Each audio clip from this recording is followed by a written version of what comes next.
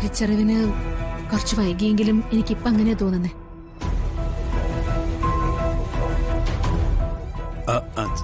ഇത്രയും കാലം അച്ഛൻ ചൂണ്ടിക്കാണിച്ച ബിസിനസ് ഒന്നും ഞാൻ ചെയ്യാൻ തയ്യാറായിരുന്നില്ല. അത് എന്റെ മടി കൊണ്ടാ.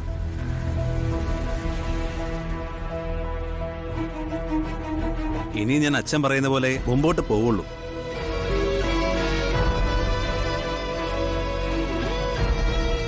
ഇനി ഞാൻ അച്ഛൻ പറയുന്ന ഒക്കെ അനുസരിച്ചോളാം. അച്ഛൻ പറയുന്ന എല്ലാ കാര്യങ്ങളും ചെയ്തോളാം.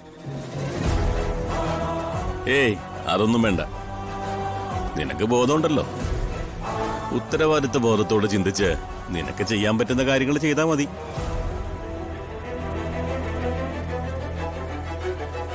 എന്തായാലും നാളെ രാവിലെ കുഞ്ഞെഴുന്നേക്കട്ടെ, എന്നിട്ട് പറയാൻ ബാക്കി.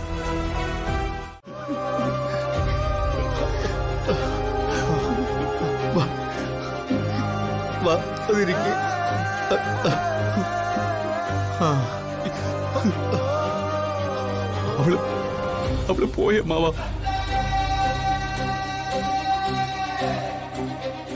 അവസാനമായിട്ട് എന്റെ മോളുടെ ആഗ്രഹം കൂടി ഞാൻ നടത്തി കൊടുത്തു.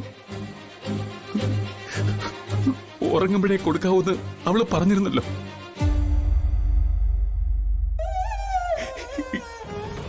എന്റെ മോൾ ഉറങ്ങുകയായിരുന്നു. എനിക്കറിയില്ല ഇനി അവള് ഉണർന്നിട്ട് കണ്ണടച്ച് കിടന്നതാണോ എന്ന്.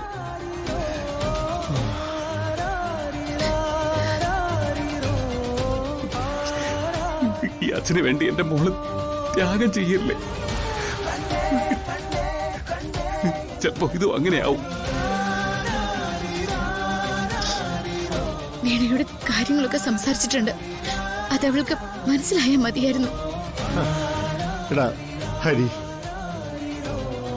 നിന്റെ ജീവിതത്തിലെ ഓരോ ഇടർച്ച കാണുമ്പോഴും ഞാൻ എന്നെ തന്നെയാ കുറ്റപ്പെടുത്തുക. നിന്നെ ഈ പ്രതിസന്ധിയിലേക്ക് വലിച്ചു കയറ്റിയത് ഞാനാ. നിനക്കിതിന്റെ വല്ല ആവശ്യം ഉണ്ടായിരുന്നു? അതിലൊന്നും ഒരു കാര്യമില്ല പാവ. ജീവിതം നമ്മളെയൊക്കെ കൊത്തിപ്പറിക്കാൻ തീരുമാനിച്ചാല് നമുക്ക് എന്ത് ചെയ്യാൻ പറ്റും? അതല്ലേ പണ്ടുള്ളവര് പറഞ്ഞു വെച്ചിരിക്കുന്നത്, വിധിയുടെ മുമ്പിലോ മനുഷ്യർ വെറും കൃമികളാണെന്ന്.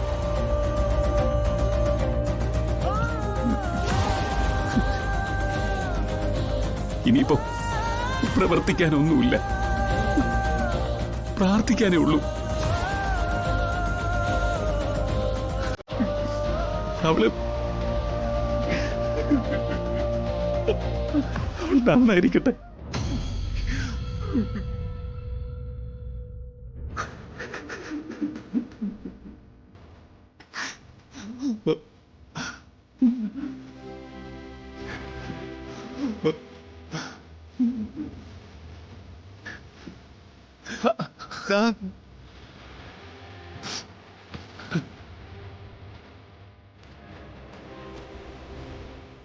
മോളെ, കുറച്ചൊക്കെ നമ്മുടെ മുന്നിൽ അവൻ പിടിച്ചിരിക്കാൻ ശ്രമിക്കും. അതെ, അത് നമ്മളെ കരയിക്കാതിരിക്കാൻ വേണ്ടിട്ടാ. പക്ഷെ അത്ര പെട്ടെന്നൊന്നും അവന് മനസ്സിനെ കീഴടക്കാൻ പറ്റില്ല.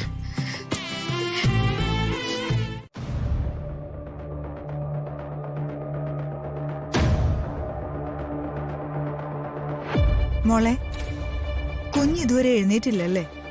ഇല്ലമ്മേ, ഞാൻ കുറച്ചു മുമ്പ് നോക്കുമ്പോഴും അവൾ ഉറക്കമായിരുന്നു. ഇവിടെ മോളെ അല്ലാതെ കുഞ്ഞിന് വേറെ ആരെയും പരിചയമില്ലല്ലോ. അതുകൊണ്ട് തന്നെ കുഞ്ഞിന്റെ കാര്യങ്ങൾ നീ തന്നെ നോക്കണം.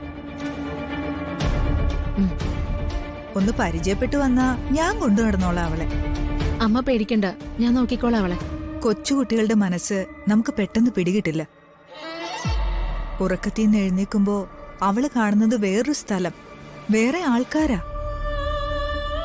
കുഞ്ഞിനെ വാതിലടയ്ക്കാനൊന്നും സമ്മതിക്കരുത് കേട്ടോ. ഇക്കാലത്ത് പിള്ളേർ എന്താ ചെയ്യുന്നെന്ന് പറയാൻ പറ്റില്ല. ശരിയമ്മ. എന്നാ മോള് കുഞ്ഞിന്റെ അടുത്തേക്ക് ചെന്നിരിക്കും. ഇതൊക്കെ അമ്മ ചെയ്തോളാം. ബഹളം വെച്ചാലും ദേഷ്യപ്പെടുകയൊന്നും ചെയ്യല്ലേ മോളെ. ഇല്ലമ്മ, ഞാനൊന്നും പറയില്ല. എന്നോടെടുക്കാനും മോൾക്ക് കുറെ സമയമെടുക്കും. ഞാൻ ചെയ്തതും തെറ്റാ. ഞാൻ അവളെ മുമ്പേ സ്നേഹിക്കേണ്ടതായിരുന്നു. മോള് ചെല്ല്. ശരി അമ്മ.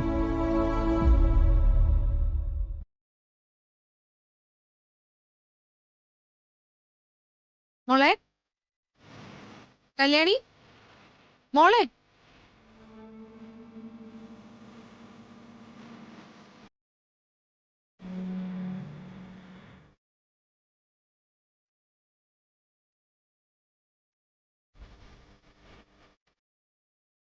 മോളെ, മോളിനെന്താ അവിടെ ചെന്നിരിക്കുന്നേ?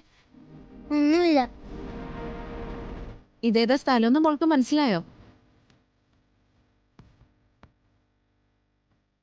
നമ്മുടെ വീടാ. ഇവിടെ മോളുടെ അച്ഛനുണ്ട്, അമ്മൂമ്മയുണ്ട്, അപ്പൂപ്പനുണ്ട്. മോള് വാ. വേണ്ട വേണ്ട, അടുത്ത് വരണ്ട.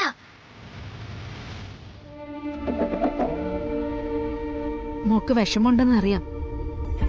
അപ്പൂപ്പനെയും അച്ഛനെയൊക്കെ പിരിഞ്ഞു പോന്നതല്ലേ. പക്ഷെ അമ്മ എന്ത് ചെയ്യാനാ? അമ്മയ്ക്ക് നിന്നെ കാണാതിരിക്കാൻ പറ്റുമോ? ഇനി എപ്പോഴും മോൾ അമ്മയുടെ കൂടെ തന്നെ ഉണ്ടാവണം. ഇവിടെ അച്ഛനും അപ്പൂപ്പനും ഒക്കെ കൂടി മോക്ക് എന്തൊക്കെ ഒരുക്കി വെച്ചിരിക്കുന്നറിയോ? ഒരുപാട് ഉടുപ്പുകള്, കളിപ്പാട്ടങ്ങള് എല്ലാം ഉണ്ട്. ഇനി മുതൽ എല്ലാ ദിവസവും നമുക്ക് പുറത്തു പോവാം. മോൾക്ക് ഇഷ്ടമുള്ള എല്ലാ സ്ഥലത്തും മോളെ കൊണ്ടുപോവാം. വലിയ വലിയ ഹോട്ടലിൽ കയറി ഭക്ഷണം കഴിക്കാം. എനിക്കൊന്നും